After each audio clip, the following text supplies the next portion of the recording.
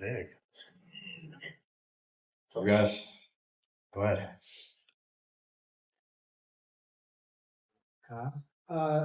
Your thoughts on, I guess, Christian and his extension? I've seen a guy who very much seemed to deserve it after last year. Yeah, I mean, every year he's been in the league, seems like he's been the same guy since he's walked in the building. He's the same guy every day on and off the field, and I'm pumped to have him here for a long time. Is for our Brandon Aiyuk and Trent Williams the only guys not here? Yes. Yeah. Were reasons given by either of those two as to why they're not here? Friend Scholar graduating today, should be here tomorrow, and BA contract stuff. Do you expect Christian, is he here right now? Yeah, Christian's here. And he'll participate tomorrow or? We didn't have him do anything today, and he was out there working out, but we didn't put him in any reps, and I doubt we do tomorrow too.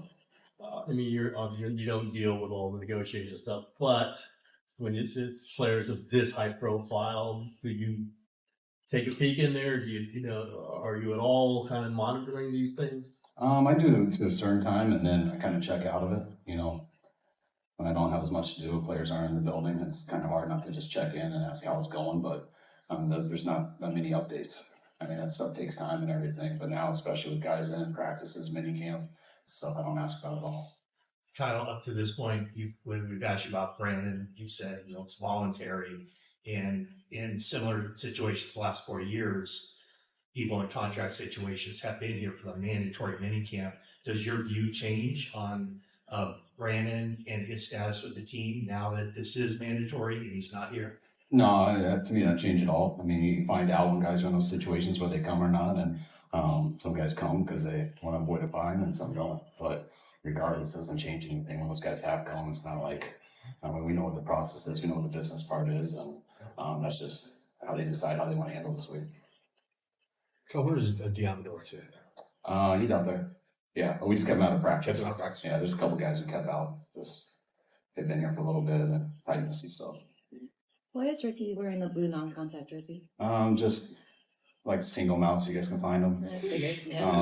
No, First round anytime. pick just out. Yeah, I get a little soreness from a couple weeks ago, and when it's like that, we still want them in there, but it allows guys to avoid them as much as possible. He's been prolific in the practices that we've watched. I mean, what is your early assessment on how he's doing? I wouldn't say prolific, but maybe I don't understand the word very well. He's doing a good job. I mean, he's got a really good hand, so he always catches it. I mean, really, he's gonna have a drop. We're getting him a lot of reps. He's getting a lot of different routes, trying all the positions, and we've been really impressed with how we started off. And how do you see Logan Thomas fitting into this tight end group, and what do you expect from him? I really want to just up the competition there with the group and get a guy in there who's had success in this league in the run and pass game, has been on a few teams, have done it before. We like our group and there's some competition there, but having the opportunity at this point in the season to be able to add a veteran like Logan with his skill set and be able to get him in here to come compete and being ready for it was something we were kind of pumped to pull off at this time. And we're just going to have him watch this week because he just got here today, and we'll give him a chance to come into training camp and compete with those guys. Is Latu expect to be ready for camp? Yeah, he should be ready around camp. Any setbacks? No, there hasn't been. There Has not. Okay. No. We haven't talked to you since Jauan signed his contract. What does it mean to have him back out there and know that you have him here for the next couple of years? You guys, I think everyone knows how much we love Jauan, just his style of play, just his personality, him in the building, and the way he plays on the field is just an example of everything you want. So he's been great for us here so far, and pumped that he's going to be around here a little longer. Kyle, you got the 3 veteran wideouts. You drafted one in the first round, drafted another one later. Maybe lost a couple blocking tight ends. Is it possible that you're looking maybe to go more 3 wides? No, I don't think we have changed the philosophy on anything. You just need 5 receivers and usually keep 6. Sometimes you can keep 5 and keep 3 on practice squad. So kind of how the numbers work out. And we had a couple guys who had been here for a while that we lost in free agency, and you got to replace those guys. It won't be easy with Charlie and Dwelly, but we do have a group who've been here. That's also why we anticipated that could happen. That's why you invest in guys like Latu and Braden the year before and hope that they get work so they're ready to take over that role. And that was tough on Latu, missing that whole year. But Braden got a lot of work because of it, and gives him a better chance now to try to go in that spot with the guys he's going against. What are you learning with the new kickoff rule in terms of, do you have any theories on, is a different skill set as a returner going to work? If Mitchell returned the ball today, where are you at on that? I'm not sure totally on the returner. They're all so different. It's not like the styles of kicks used to be the same. You wanted hang time as far as you could go. But now, are you getting that? Are you getting squib kicks? Are they bouncing? Do you want a shortstop who can just get the ball off the ground clean? Do you want the typical guy who can just hit that seam? Do you want more of a punt returner who can be more at a dead stop and go side to side to find the crease? So if there was one style of kickoff, I think we could come up with that, but I think they're all going to kind of be different. So I think it's going to be all types of players. I do think when you eliminate the space and everything, that it'll probably be more big guys and stuff up front on both sides.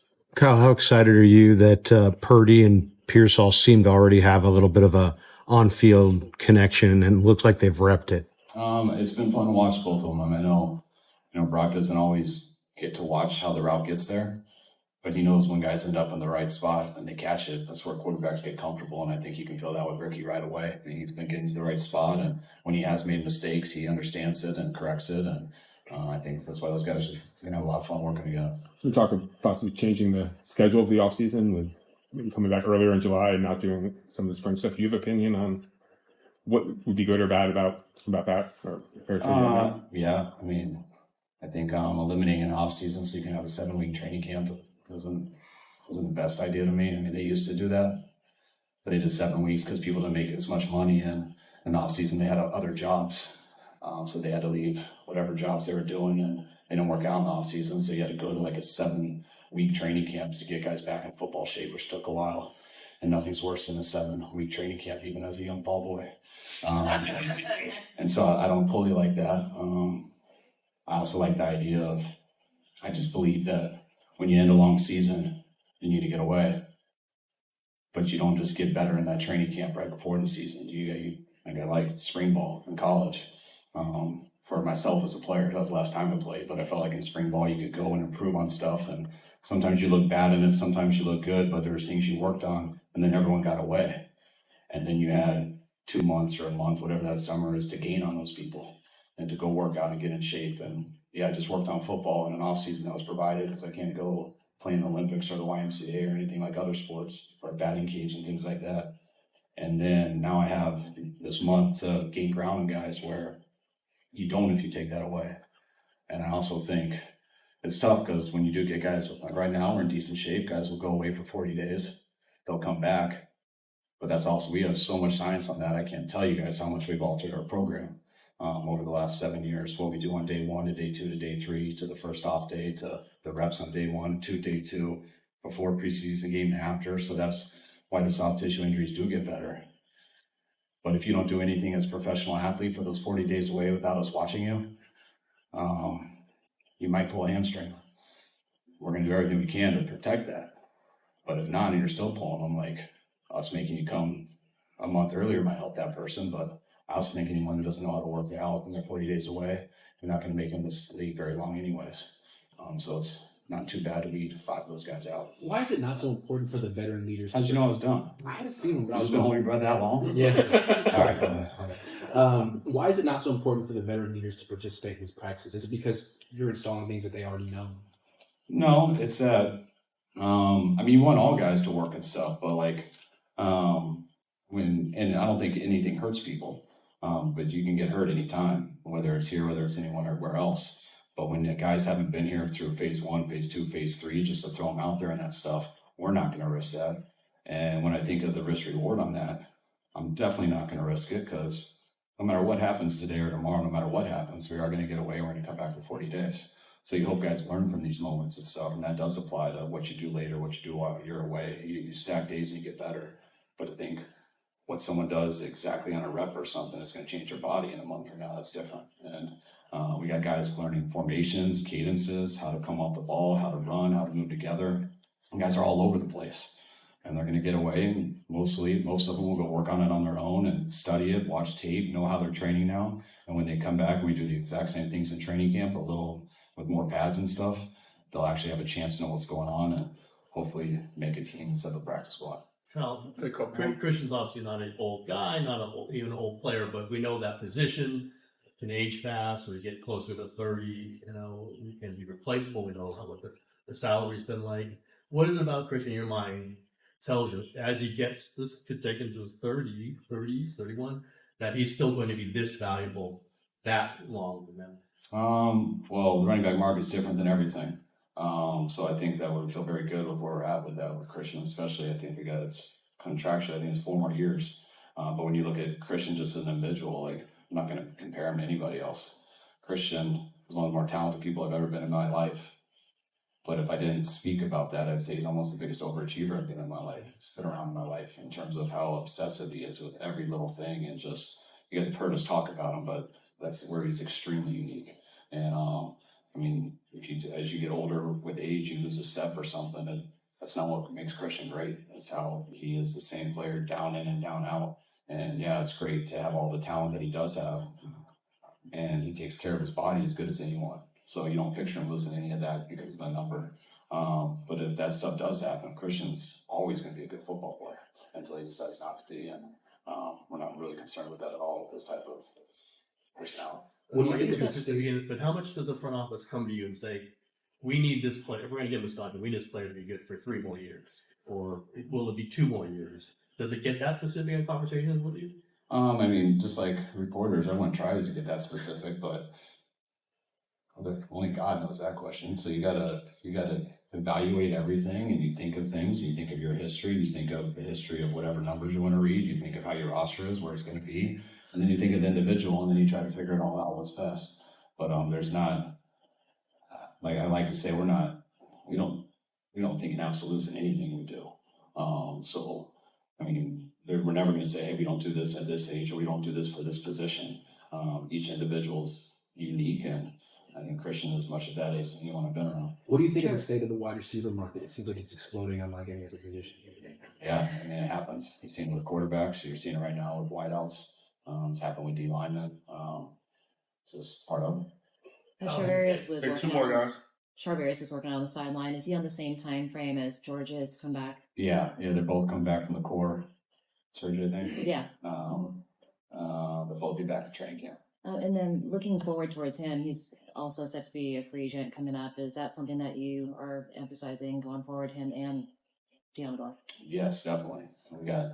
There's not many guys on our team that I would say there isn't any who are going to be free agents that we don't want around here. We got some good players, built a good roster. And you can't keep everybody around.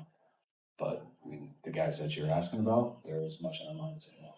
Kyle, CMC had 339 touches last year. What do you think of that usage? And this year, do you see that number going up, or you think it's more likely to go down? I mean, I don't think it always needs to be that case with all the runs. Like we got guys that can run the ball and stuff. We got to protect Christian from himself. He doesn't like to ever come out, no matter what the situation is. And I do think that someone could protect him with more.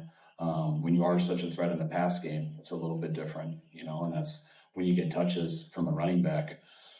A lot of times you're the last choice, just everyone's deep and you throw it to a check down. So like halfbacks can get 6 targets in a game without 1 play called for them, just because they're in check downs a lot. And so how do we feel about those touches? Man, I'm glad he was out there for that check down. That means no one's around and he's getting up the field and he's as good of a threat on a check down as there can be. But if he's just taking the wear and tear with 20 carries and stuff every game, and he's definitely good enough to do that, and he's proved he can stay healthy, but we'd like to take some of that off. We're going to give it to other guys also.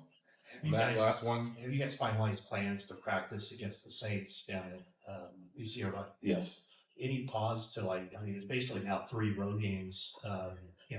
That's a whole game week. What were your thoughts on playing the 2 road games and then practicing on the road when you have a home game? Just that I like practicing. It's more important to me to practice against someone than even play the preseason game. I think it's better for your team. So I wanted to make sure we got one out of that. I didn't want to do it the last week, just with it being so close and that we plan to play our guys more in that game. And then I also don't like bringing teams here because we don't have as much land. I mean, we have 2 fields, and you kind of need a 3rd field. And so I don't like how tight it is and stuff. It's just too tight out there, and it kind of messes our grass up for so long. So it's better when you go to a place that has 3, sometimes 4, even 5 fields. Going to be the same day off before the day before the game, then the practice is 2 days out. Yeah. Is there potential for scrimmages in Nashville? We actually wanted it, but because of the travel and stuff, we have to go out too early, and then it would be an issue. I would love to scrimmage versus them, but because we're going on the road for the next week in our home game, then it's going to end up feeling like we truly are on the road that long. So we'll just go to Nashville the day before the game, and I'll come back the next day. Have you talked to Jed, asked him to get his act together about the field situation? No, that's I better not say it. That's on that stuff. I have an idea, but nobody wants to hear it. All right, guys. All right, guys. Thanks.